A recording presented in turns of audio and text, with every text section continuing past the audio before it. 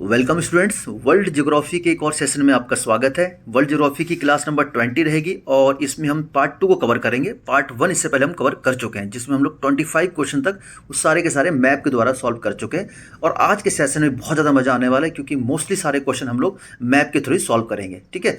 और एक और इसमें अच्छी बात है कि सारे जितने क्वेश्चन हैं उसमें मोस्टली सारे यूपीएससी का प्रश्न है, और यूपीएससी के प्रश्न जब सॉल्व होते हैं तो बड़ा अच्छा लगता है। तो ठीक है, स्टार्ट करते हैं पहले क्वेश्चन की तरफ।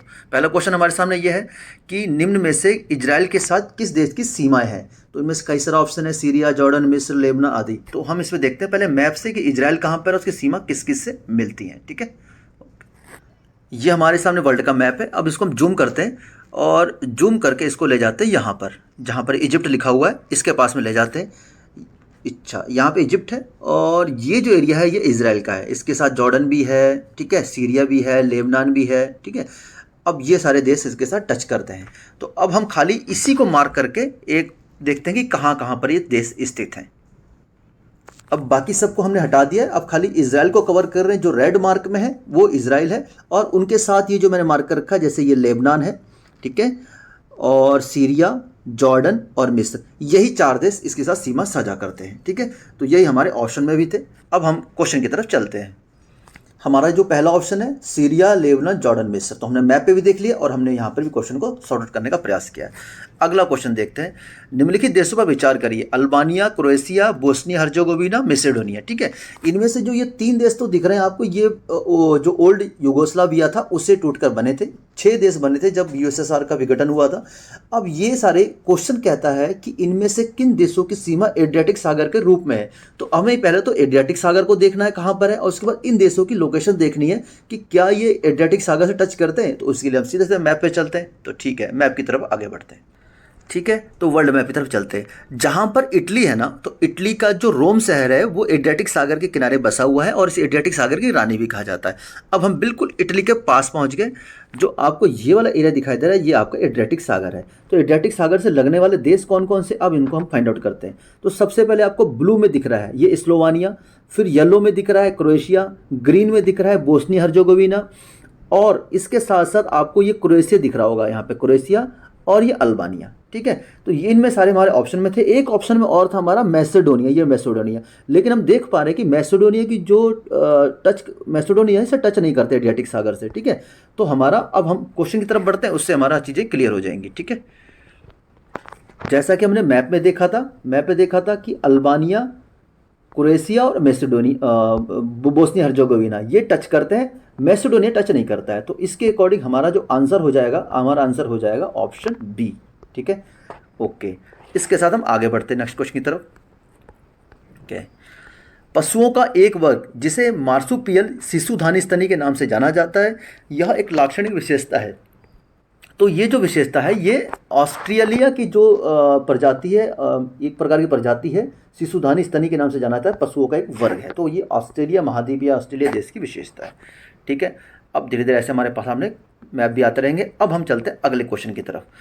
अब क्वेश्चन ये है, निम्नलिखित मानचित्र मध्य एशिया के क्षेत्र का 1, 2, 3 और 4 से अंकित नगरों को दर्शाता है। तो ये नगर कौन कौन से हमें फाइंड आउट करने हैं। थोड़ा सा हम ऑप्शन को भी देख लेते हैं। ऑप्शन में देखिए ताशकंद है, दुशांबे है, अशकाबाद है। तो अब आप ध्यान से देखिए, मध्य एशिया का जो प्रांत दिखा रहे हैं, यहाँ पर ये जो एरिया दिख रहा है आपको, कहीं कैस्पियन सागर लग रहा है। अगर ये कैस्पियन सागर है तो ये तजाकिस्तान हो जाएगा। एक नंबर पे तुर्कमेनिस्तान हो जाएगा। मैं भी शहरों की बात नहीं कर रहा, मैं देश की बात कर रहा हूँ। तुर्कमेनिस्तान हो जाएगा, ठीक है, और ये उज्बेकिस्तान हो जाएगा, ठीक है, ये किर्गिस्तान हो जाएगा, ये तजाकिस्तान हो जाएगा 4 नंबर पे। तो अब हमें देखने कि ये कौन कौन से शहर हो जाएंगे। ठीक है, तो थोड़ा सा मैप देख लेते हैं, उसके बाद फिर हम इसी क्वेश्चन पे वापस आएंगे। ये देखिए फिर से वर्ल्ड मैप है और हम सीधा मध्य एशिया की तरफ फोकस करते हैं अब लोग। अब हम सीधा कैस्पियन सागर को टच करेंगे। आपके सामने कैस्पियन सागर है, ये कैस्पियन सागर है। इसके साथ तुर्कमेनिस्तान का अशकाबाद बिल्कुल दिख रहा होगा, जो हमारे ऑप्शन में था। उज्बेकिस्तान का ताशकंद, ठीक हो गया। उसके बाद तजाकिस्तान का दुशांबे और किर्गिस्तान का बिस्बेक। ठीक है, बिस्बेक हमें अब दिख रहा है, तो हमारा ऑप्शन क्लियर हो गया। ठीक है, तो अब चलते हैं सीधा क्वेश्चन की तरफ। तो 1 नंबर पे हमारा है तुर्कमेनिस्तान का अशकाबाद, ठीक हो गया। और 2 नंबर पे है हमारा उज्बेकिस्तान का ताशकंद शहर, ठीक हो गया। और उसके बाद 3 नंबर पे है हमारा किर्गिस्तान का बिस्बेक शहर, ठीक हो गया। और लास्ट में 4 नंबर पे है तजाकिस्तान का दुशांबे से। ठीक है, तो ये थे हमारे ऑप्शन। तो इसके अकॉर्डिंग हम लोगों ने मैप में भी देख लिया और क्वेश्चन में भी देख लिया, तो इस तरीके से हमारा ये ऑप्शन ए नंबर ठीक हो जाएगा। अगला देखते हैं, अगला क्या कहता है क्वेश्चन। क्वेश्चन अगला है, भूतपूर्व यूगोस्लाविया के निम्न प्रांतों पर विचार कीजिए। Bosnia, Slavonia, Croatia, Yugoslavia. तो पहले तो अभी थोड़ी पर हमने देखा था इन शहरों को, अब सबको देख लेते हैं। तो इनमें से कौन से प्रांत वर्तमान में पूर्व से पश्चिम की ओर के, हमें इनको देखना है। मतलब जैसे अगर ये नॉर्थ हो गया, ये साउथ, ईस्ट, वेस्ट, तो हमें पूर्व से पश्चिम की ओर जाना है, मतलब इस दिशा में जाना है। तो कौन कौन से ये प्रांत आते हैं। ठीक है, तो हम पहले मैप पे देख लेते हैं, उसके बाद इसको जज करते हैं। ठीक है, तो ये ओल्ड यूगोस्लाविया का मैप है।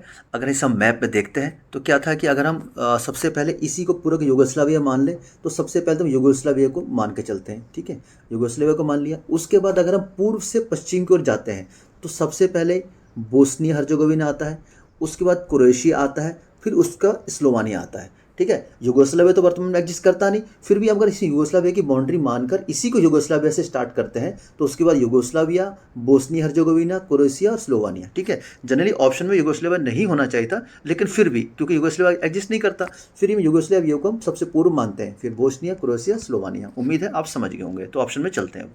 ठीक है, तो क्वेश्चन देखिए, तो सबसे पहले यूगोस्लाविया, ठीक है, उसके बाद आपका बोस्निया हर्जेगोविना, फिर क्रोएशिया और स्लोवानिया। तो इसके हिसाब से जो ऑप्शन ठीक हो जाएगा, ऑप्शन बी ठीक हो जाएगा हमारा।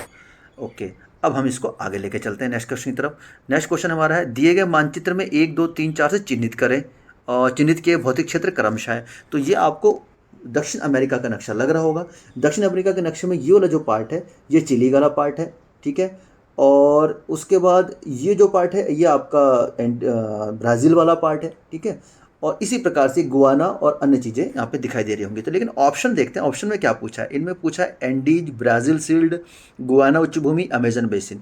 तो अब इसमें जो ये जो पोर्शन है ना, यहाँ पर पूरा एंडीज पर्वत फैला हुआ है, ये तो आप समझ सकते होंगे। ब्राज़ील शील्ड आप 2 नंबर में देख सकते हैं। ठीक है, और उसके बाद जो गुआना उच्च भूमि है, ये 3 नंबर पे है। और ये जो एरिया ना, ये अमेजन बेसिन है, ग्रेट अमेजन बेसिन, अमेजन के जंगल यहीं पाए जाते हैं। तो इनके अकॉर्डिंग ऑप्शन ए ठीक हो जाएगा। ठीक है, चलिए आगे बढ़ते हैं। क्वेश्चन नंबर 32 है, लातिनी अमेरिका मतलब लैटिन अमेरिका में यूरोपीय और इंडियन मिश्रित रक्त वाले व्यक्ति को क्या कहा जाता है। तो पहले तो आपने समझ होगा लैटिन अमेरिका किसे कहा जाता था। ठीक है, यहाँ पर आप मैप देख पा रहे होंगे, तो ये आपको यहाँ पे मैक्सिको है, ये मैक्सिको है, और उसके नीचे का जो क्षेत्र है ये वाला दक्षिण अमेरिका, बाकी पूरा क्षेत्र, इसे लैटिन अमेरिका कहा जाता है। ठीक है, लैटिन अमेरिका कहा जाता है। तो अब हमारा क्वेश्चन क्या है, क्वेश्चन थोड़ा डिफरेंट है कि यूरोपीय और इंडियन मिश्रित रक्त वाले व्यक्ति को क्या कहा जाता है। तो ये मैस्टिजो कहा जाता है। ओके, आगे देखते हैं। नीचे दिए गए मानचित्र पर विचार करिए और मानचित्र में दर्शाई गई नदी कौन सी है। ठीक है, तो इसमें जो नदी दर्शाई गई है, यहाँ पर म्यांमार से बहती हुई नदी दिखाई देगी, म्यांमार से नदी बहती हुई दिखाई देती है। इस नदी का जिक्र करते हैं, ऑप्शन देख लेते हैं कौन सी, इरावती, चाओ फ्राया, मेकांग और सॉल्विन। तो उसको मैप से थोड़ा आसानी से हम समझते हैं कौन सी नदी है। यहाँ पर हम म्यांमार पहुँच गए, पुराना नाम लिखा हुआ बर्मा, कोई बात नहीं। तो जो नदी की बात कर रहा है, ये मेकांग नदी है। ये चाइना से बहती हुई म्यांमार में जाती है, फिर लाओस में जाती है, लाओस से बहते बहते उसके बाद कंबोडिया में आती है, और वियतनाम से होते हुए ये दक्षिण चीन सागर में गिर जाती है। लेकिन सबसे बड़ी बात इसकी खासियत है कि थाईलैंड में नहीं जाती है। ठीक है, तो ये मेकांग नदी है। तो इसका सही उत्तर हो जाएगा मेकांग नदी।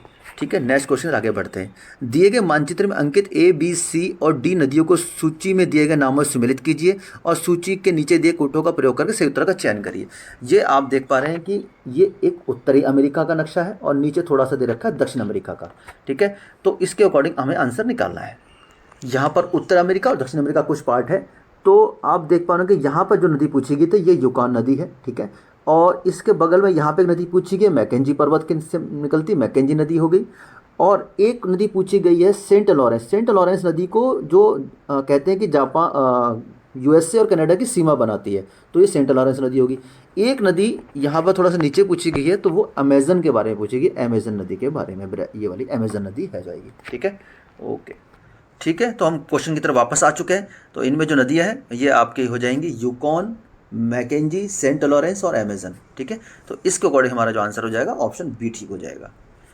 ठीक है, अगले तरफ बढ़ते हैं। अब देखिए पूरे वर्ल्ड का मैप दे रखा है, वर्ल्ड के मैप में दे रखा है, नीचे देखिए मानचित्र विचार करिए। ठीक है, और इसमें कुछ मार्क कर रखा है 1 2 3 4, 1 ये है, 2 3 4, ओके। अब इसमें क्या कहता है, मानचित्र में 4 छायांकित क्षेत्रों में से वह क्षेत्र, ओके, वह क्षेत्र जिसकी विशेषता तप्त, शुष्क, ग्रीष्म, हल्की तथा नम शीत पवनों का मौसमी उत्क्रमण है। देखिए ये जो क्षेत्र है ना, ये यूएसए का कैलिफोर्निया क्षेत्र है। यहाँ पर इस प्रकार की जलवायु पाई जाती है। तो यहाँ पर कैलिफोर्निया क्षेत्र कहाँ पर है, आप देख पा रहे हैं, ये दक्षिण अमेरिका है, ये उत्तरी अमेरिका, और ये कैलिफोर्निया, जिसे सिलिकॉन वैली भी कहा जाता है। ठीक है, अब हम नेक्स्ट क्वेश्चन की तरफ आगे बढ़ जाते हैं। क्वेश्चन नंबर 36 है, सुदूर उत्तर पश्चिम में आसे से लेकर पूर्व में पेरिस जलडमरूमत तक की दूरी 5000 मील है, जो लगभग उतनी है जितनी लंदन से बगदाद की है। इस द्वीप समूह में 14,000 द्वीप हैं। इनमें कुछ मात्र विषुवत रेखीय क्षेत्रीय शैल है, अन्य में कुछ विश्व की विशालतम द्वीप हैं। यह विवरण निम्न में किसके संदर्भ में प्रस्तुत किया गया है। इसमें जो ऊपर की 4 लाइनें हैं, ये आपको कन्फ्यूज़ करने के लिए दे रखी हैं। ठीक है, यूपीएससी का प्रश्न है। ठीक है, इस द्वीप समूह में 14,000 द्वीप हैं, कुछ विषुवत रेखीय क्षेत्रीय शैल है। तो ये बेसिकली बात कर रहा है इंडोनेशिया की बात कर रहा है। इसमें लगभग 14,000 द्वीप समूह है। ठीक है, और विषुवत रेखा भी इंडोनेशिया से गुजरती है। तो इंडोनेशिया को पहले मैप पे देख लेते हैं और फिर उसके आगे समझते हैं। ठीक है, तो यहाँ से हम देखते हैं इंडिया, और ये भारतवर्ष हो गया, और यहाँ से लेकर हमारा इंडोनेशिया शुरू हो जाता है। यहाँ से लेकर ये जो आपका लाइट ग्रीन पार्ट है, ये वाला, ये इंडोनेशिया है। ठीक है, ये इंडोनेशिया का पार्ट हो जाएगा। ओके, यहाँ तक। ठीक है, अब मुझे बताइए, जो आपको जो ऊपर की 3 लाइनें दी गई हैं, जिसमें आपको आसे से लेकर पेरिस डमरूमत तक का क्षेत्र बताया गया है, और उसके बाद इन्होंने लंदन से बगदाद की जो दूरी बताई है, इसका इस क्वेश्चन से क्या रिलेवेंसी है, मतलब ये क्या कहना चाहता है। यूपीएससी का प्रश्न है, ऐसे तो होगा नहीं, जरूर ना कोई इसका रिलेवेंसी है। तो प्लीज़ कमेंट करके इसको बताएंगे अगर आप समझ गए हैं तो। ठीक है, बाकी मैं इसको पिन करके बता दूंगा। अगला क्वेश्चन, दिया गया खाका मानचित्र मध्य पूर्व के एक भाग को प्रदर्शित करता है। ए, बी, सी और डी के देश अंकित हैं। ठीक है, आपको देखना है कौन कौन सा देश है। ये ए, बी, सी और डी देश अंकित है। अब यहाँ पर अगर नज़र दौड़ाएंगे तो यहाँ पर आपको 2 नदियाँ दिख रही होंगी, एक टाइग्रिस और यूफ्रेटिज। ये जो नदियाँ हैं, इनके बीच में ही आपने मेसोपोटामिया सभ्यता का नाम सुना होगा। विश्व की सबसे पुरानी सभ्यता यहाँ उसका विकास हुआ था। तो ये बेसिकली जो इलाका है, ये इराक के इलाके में विकसित हुई थी। तो मुझे यहाँ से ये तो समझ आ गई कि जो ए वाला है देश है, वो तो इराक है। ठीक है, और बाकी देशों को देखने के लिए मैप पे चलते हैं। ओके, अब हम मैप पे आ गए हैं। अगर हम मैप को जूम इन करते हैं तो यहाँ देखिए, सऊदी अरब के पास मैं पहुँचना चाह रहा हूँ। ठीक है, मैं अब सऊदी अरब के पास में पहुँच गया हूँ। अब जो हमारा जो क्वेश्चन में जो मैप दिया गया था छोटा सा, वो ये वाला एरिया दिया गया था। ये इराक, सीरिया, जॉर्डन और ये सऊदी अरब का लिया गया था। ठीक है, तो यहाँ इराक था, ये सऊदी अरब है, उसके बाद जॉर्डन हो जाता है और सीरिया आ जाता है। यही हमारे ऑप्शन में भी होंगे। ठीक है, अब हम चलते हैं हमारे क्वेश्चन की तरफ। ठीक है, अब हम अपने प्रश्न की तरफ वापस लौट आए। ए तो हमने फाइंड आउट कर लिया था, इराक है। सी मैंने आपको बता दिया कि सऊदी अरब है, मैप में दिखा दिया। डी जॉर्डन हो जाएगा। बी हो जाएगा हमारा सीरिया। तो इस तरीके से हमारा जो ऑप्शन हो जाएगा ए, बी, सी, डी, और इसको हम फाइंड आउट कर लेते हैं। इराक, सीरिया, सऊदी अरब, जॉर्डन, ऑप्शन नंबर सी इसका सही उत्तर हो जाएगा। ठीक है, अब क्वेश्चन नंबर 38 की तरफ चलते हैं। उत्तरी श्रीलंका का कच्चा खाका मानचित्र प्रदर्शित है। जाफना जिस बिंदु पर अंकित है वो कहाँ है। ठीक है, अगर हम लोग इसको श्रीलंका मानते हैं, यहाँ पर ये श्रीलंका है, तो हमारा भारत का जो एरिया हो जाएगा इस प्रकार से है। ठीक है, तो ये तमिलनाडु वाला एरिया हो जाएगा। तो ये हमारा प्रदर्शित कर रहा है। अब इसमें हमें जाफना द्वीप देखना है। तो जाफना देखने के लिए एक बार मैं गूगल मैप का सहारा ले लेता हूँ, उससे हम जाफना को आसानी से देख पाएंगे। फिर उसके बाद हम क्वेश्चन पे आ जाएंगे। अब हम गूगल मैप पर आ गए, भारत को आप आराम से देख पा रहे हैं। अब मैं इसको जूम इन कर रहा हूँ। ठीक है, जूम इन करके सीधा वही जो पार्ट शो करेंगे जहाँ पर हम लोगों ने देखा था। ठीक है, ये जो एरिया दिख रहा है आपको रेड मार्क में, आपको जो एरिया दिख रहा है ये है जाफना। ठीक है, यहाँ पर जाफना है। ओके, इसको थोड़ा और जूम कर लेते हैं। आपको पॉइंट पेड्रो भी दिख रहा होगा, जाफना दिख रहा होगा, काइटस दिख रहा होगा। तो अब आप आसानी से समझ सकते हैं कि ये जो पोर्शन था वो कहाँ पर शो कर रहा था हमारे क्वेश्चन में। ठीक है, तो अब हम क्वेश्चन पर वापस लौटते हैं। ठीक है, तो अब हम अपने क्वेश्चन की तरफ वापस लौट चुके हैं। तो यहाँ पर आप आसानी से अब देख सकते हैं कि यहाँ पर कौन सा एरिया होगा जाफना का। तो ए, मेरे अकॉर्डिंग तो ए होगा। आप अगर अच्छे से मैप देखा होगा तो आपको भी समझ आ जाना चाहिए। तो इसका ऑप्शन ए ही ठीक हो जाएगा। ठीक है, चलिए अब आगे बढ़ते हैं। नीचे दिए गए मानचित्र पर ध्यान दीजिए, जिसमें 4 स्थान निर्दिष्ट हैं जो प्रायः समाचारों में चर्चित रहते हैं। ठीक है, इनमें से कौन सा स्थान चेचन्या है। चेचन्या बेसिकली जो है वो आपका रूस का एक दक्षिणतम स्थान है। 1991 में जब रूस का विघटन हो गया था तो चेचन्या भी अलग हो गया था। उसके अलग होने के पश्चात वहाँ पर तब जब से चेचन्या अलग हुआ तब से वो आतंकवादी क्षेत्र मतलब अशांत क्षेत्र हो चुका है, जहाँ पर रूस द्वारा कई बार आक्रमण भी किए गए, बमबारी भी की गई, और वहाँ पे जो इंफ्रास्ट्रक्चर है उसको कई बार तहस नहस भी किया गया। 2022 में भी एक बार फिर से चर्चा में ही आया था। तो इसका जो ऑप्शन हो जाएगा 3 नंबर पे चेचन ने आपको दिखा रहा है। ठीक है, चलिए अब आगे हम बढ़ते हैं इसी के साथ। इसमें आपको आंसर मिल गया होगा, तो इसका आंसर सी हो जाएगा। ठीक है, ठीक है, ठीक है, आगे बढ़ते हैं। निम्नलिखित में कौन सा महाद्वीप संसार में सर्वाधिक मध्य ऊंचाई वाला महाद्वीप है? अब थोड़ा सा डिफरेंट क्वेश्चन है, इसमें ये कहना चाहता है कि ऐसा कौन सा महाद्वीप है जिसकी औसत ऊंचाई बाकी महाद्वीप की तुलना में सर्वाधिक है। ठीक है, हो सकता है आपके सामने कभी ऐसा प्रश्न आया हो। तो जो आपका दक्षिणी ध्रुव अंटार्कटिका महाद्वीप है वो आपका सर्वाधिक मध्य ऊंचाई वाला महाद्वीप हो जाएगा। ठीक है, अब देखते हैं, आगे बढ़ते हैं। नीचे के मानचित्र में कुछ देश दिखाए गए हैं जो पूर्वी सोवियत संघ के भाग थे, उनके साथ जलपिंड रेखांकित करके दिखाए गए हैं। अब ये आप अगर थोड़ी देर पहले जैसे हमने कैस्पियन सागर इलाका पढ़ा था, जिसमें मध्य एशिया के हमने देश पढ़े थे, कजाकिस्तान, तुर्कमेनिस्तान, किर्गिस्तान, तो उसमें आप अच्छे समझ गए होंगे कि ये जो तो कैस्पियन सागर है, ये अरल सागर है। ठीक है, और बाकी जो ये वाला इलाका हो जाएगा, अब देखिए जो 1 नंबर पर जो शो कर रहा है उसको। ठीक है, तो अब हम समझते हैं, यहाँ पर हम पहले ही देख चुके हैं कि जो ये जो सटा इलाका था ये तो तुर्कमेनिस्तान के इलाका था। ठीक है, 3 नंबर जो शो कर रहा है ये उज्बेकिस्तान के इलाका है, 1 नंबर कजाकिस्तान है, 4 नंबर किर्गिस्तान है, और 5 नंबर तजाकिस्तान है। तो अब हम आराम से इसको आंसर लगा सकते हैं। तो हमें सबसे पहले 1 नंबर पे कहाँ पर हमारा कजाकिस्तान है, ये ठीक है, ऑप्शन नंबर सी पे ठीक है। 2 नंबर पर उज्बेकिस्तान तुर्कमेनिस्तान, तो ये ठीक है। फिर उज्बेकिस्तान 3 नंबर बिल्कुल ठीक है, किर्गिस्तान तजाकिस्तान, तो ऑप्शन नंबर डी ठीक हो जाएगा। अब मैं इसको दोबारा आपको मैप पे इसके लिए लेके जा रहा हूँ, क्योंकि इसी क्वेश्चन को हम पहले भी हम मैप पे देख चुके हैं, जिसमें हम लोगों के उन्होंने राजधानियाँ या प्रमुख शहर पूछे थे। ठीक है, अब हम देखते हैं, नीचे अमेरिका के मानचित्र दिया गया है। ठीक है, और देखिए ये मानचित्र ना स्पष्ट नहीं है, इसमें कुछ ना बोली जाने वाली भाषा है। अब इसमें मैं आपको दिखाना चाहता हूँ, स्पष्ट नहीं है, चलो कोई बात नहीं। फिर भी ये जो आपका कनाडा का जो पूर्वी तट है, यहाँ पर फ्रेंच भाषा बोली जाती है। भाषाओं के बारे में क्वेश्चन पूछा गया, कौन सी भाषा कहाँ पर बोली जाती है। ठीक है, और फिर उसके बाद जो दूसरा आपका ब्राज़ील में पुर्तगाली भाषा बोली जाती है। जो ब्राज़ील का क्षेत्र है वहाँ पुर्तगाली भाषा बोली जाती है। अर्जेंटीना और मैक्सिको, यहाँ पर आप अर्जेंटीना देख रहे होंगे और मैक्सिको देख रहे होंगे, यहाँ पर जो भाषा बोली जाती है वो मुख्यतः जो भाषा है वो स्पेनिश भाषा है। ठीक है, और कनाडा और शेष संयुक्त राज्य अमेरिका में अंग्रेजी भाषा बोली जाती है। ठीक है, तो इसके अकॉर्डिंग जो आंसर सी हो जाएगा। अब मैं इसमें ना कुछ मैप क्लियर नहीं है, तो मैं इसमें अच्छे से कुछ बता नहीं पा रहा हूँ, लेकिन आपको मैंने इतना बता दिया कि कौन सी भाषा कहाँ पे बोली जाती है। ऑप्शन सी पर दर्शाया गया है, और नीचे इसका जानकारी भी है, यहाँ पर आराम से आप इसको देख भी सकते हैं। ठीक है, चलिए आगे बढ़ते हैं, क्वेश्चन नंबर 43 की तरफ आगे बढ़ते हैं। अब कुछ यहाँ पर द्वीप दिए गए हैं 1 2 3 4 से। ठीक है, 1 2 3 4। अब देखिए जो चौथे नंबर पे वो तो आप बड़े आराम से निकाल सकते हैं। ठीक है, चौथे नंबर पे जो है ये आपका जो द्वीप है ये फॉकलैंड द्वीप है, ये आप जानते होंगे। ठीक है, और 3 नंबर पे जो दिखाया गया ये बहमास द्वीप है। ओके, ये 2 तो बड़े आसान हो गए। और जो 1 नंबर पे दे दिया गया ये एजोर करके द्वीप हो जाएगा, और 2 नंबर पे है वर्दे करके अंतर्द्वीप इसे बोलते हैं। तो इसके हिसाब से मैंने आंसर भी टिक कर रखा है, इसका जो सही आंसर हो जाएगा ऑप्शन सी हो जाएगा। ठीक है, ओके। अब इन द्वीपों को थोड़ा सा मैप पे भी देख लेते हैं। अब मैंने इनको पहले से मार्क कर रखा है, देखिए एजोर पोर्ट ये हो जाएगा, 1 नंबर पे एजोर हो जाएगा, 2 नंबर पे बहमास लिख रखा है, और थर्ड पे केप वर्दे। ठीक है, केप वर्दे अंतरिप है। ठीक है, तो ये 3 है। और अगर हम इससे थोड़ा सा नीचे जाते हैं, इसको जूम आउट करके इस प्रकार से दक्षिण अमेरिका के निचले बिंदु पर जाते हैं, तो और यहाँ पर हम लोगों को फॉकलैंड दिखता है, जिसका एडमिनिस्ट्रेशन वर्तमान में यूके गवर्नमेंट द्वारा चलाया जाता है, लेकिन अर्जेंटीना भी इस पर क्लेम किया जाता है, जिनके बीच में विवाद का विषय है।